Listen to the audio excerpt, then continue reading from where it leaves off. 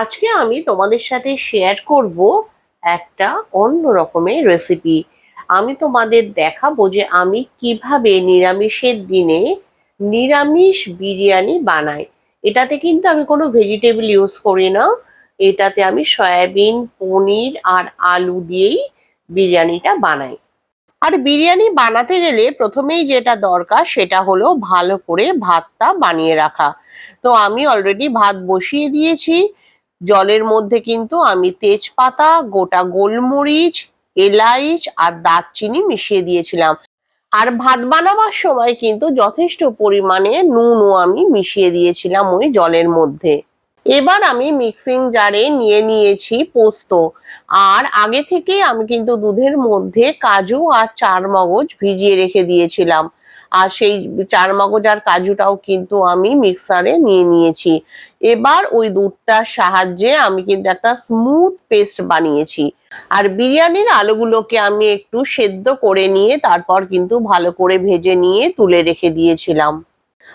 আর সয়াবিনটাকেও কিন্তু আমি আগে থাকতেই ভালো করে সেদ্ধ করে রেখে দিয়েছি। আর পনিরের কিউবগুলো কিন্তু হালকা আঁচে আলতো আলতো করে ভেজে রেখে দিয়েছি। আর অন্য একটা বাটিতে দুধের মধ্যে আমি বেশ খানিকক্ষণ কেশর ভিজিয়ে রেখে দিয়েছিলাম। কেশরটা দুধে ভিজলে কিন্তু খুব সুন্দর একটা মিষ্টি রং ছাড়ে। এইবার আমি কড়াইতে সামান্য তেল দিয়ে তাতে একটু গোটা জিরে দিয়ে দিয়েছি। তোমরা চাইলে তেলের পরিবর্তে ঘিও ইউজ করতে পারো। আর দিয়ে দিয়েছি কিছুটা শুকনো লঙ্কা। এরপরে আমি কড়াইতে দিয়ে দিয়েছিলাম সেই আগে থেকে বানিয়ে রাখা কাজু, পোস্ত আর চারমগজের যে পেস্ট বানিয়েছিলাম সেই পেস্টটা। এই পেস্টটা কিন্তু বেশ খানিকক্ষণ ধরে নাড়াচাড়া করলে দেখা যাবে এর গা থেকে তেল ছেড়ে দিচ্ছে। যখন এখান থেকে তেল বেরোতে থাকবে তখন বুঝতে হবে যে জিনিসটা কিন্তু হয়ে গেছে। আর ইতিমধ্যে এদিকে কিন্তু আমার ভাতও রেডি হয়ে গেছে। ভাতটা কিন্তু 50% রান্না করতে হবে আর বাকি 50% কিন্তু একটু শক্ত থাকতে হবে, না হলে কিন্তু ভাতগুলো ভেঙে যেতে পারে। এইবার দেখো যে পেস্টটা থেকে তেলগুলো ছাড়ার পরে আমি তার মধ্যে দিয়ে দিয়েছিলাম সয়াবিন। আর মিক্সিটা ধুয়ে কিন্তু যে জলটা হয়েছে সেই জলটাও আমি এর মধ্যে দিয়ে দিয়েছিলাম। আর স্বাদ মতো নুন দিতে হবে আর সামান্য পরিমাণে একটু চিনি দেব আমি টেস্টটাকে এনহ্যান্স করবার জন্য। এই পুরো জিনিসটা যখন অলমোস্ট হয়ে আসবে তখন এর মধ্যে আমি মিশিয়ে দেব পনির আর আলুটাকে। তারপরে আমি ভালো করে নাড়াচাড়া করতে থাকবো। এইভাবে আমার কিন্তু গ্রেভিটা রেডি হয়ে যাবে বিরিয়ানির জন্য। অন্য একটা পাত্রে তখন আমি খানিকটা ঘি দিয়ে এটাকে কিন্তু দমে বসাবো আমি। প্রথমেই আমি যেটা করব, ঘিটা ননস্টিক প্যানে ভালো করে মাখিয়ে দিয়ে আমি প্রথমে ভাতটাকে ছড়িয়ে নেব।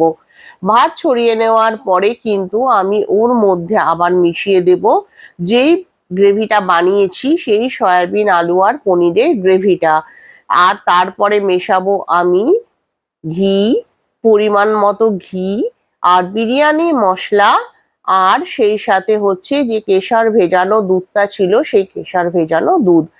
এইভাবে কিন্তু রিপিটেডলি আমি ভাত, আবার গ্রেভি, আবার তারপরে যে কেশর দেওয়া দুধ আছে সেই দুধ আর বিরিয়ানি মশলা আর সেই সাথে ঘি, এইভাবে কিন্তু আমি এক একটা লেয়ার করে গ্রেভিটা দিতে থাকবো।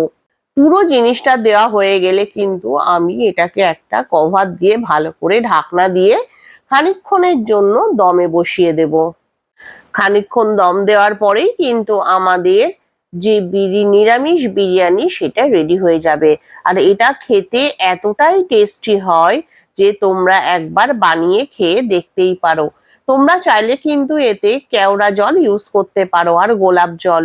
আমরা যেহেতু এই গন্ধগুলো খুব একটা পছন্দ করি না সেই কারণে কিন্তু আমি কেওড়া জল বা গোলাপ জল ইউজ করিনি। আর দমটা কিন্তু কম আঁচে বসিয়ে রেখে দেবে। দেখো আমার কিন্তু নিরামিষ বিরিয়ানি একদম রেডি হয়ে গেছে। আর তোমরা কিন্তু অবশ্যই বাসমতি রাইস ইউজ করবে, তাহলে দেখতে পাবে যে পুরো জিনিসটা খেতে ভীষণ ভীষণ টেস্টি হয়েছে। আমার কাছে যেহেতু ডায়াবেটিস রাইস ছিল, আমি সেই রাইস দিয়েই করে ফেলেছি, কারণ ঘরেতেই আমরা খাবো। কিন্তু তোমরা অবশ্যই বাসমতি রাইস ইউজ করবে। দেখেই বুঝতে পারছো জিনিসটা কিন্তু ভীষণ ভীষণ টেস্টি হয়েছে।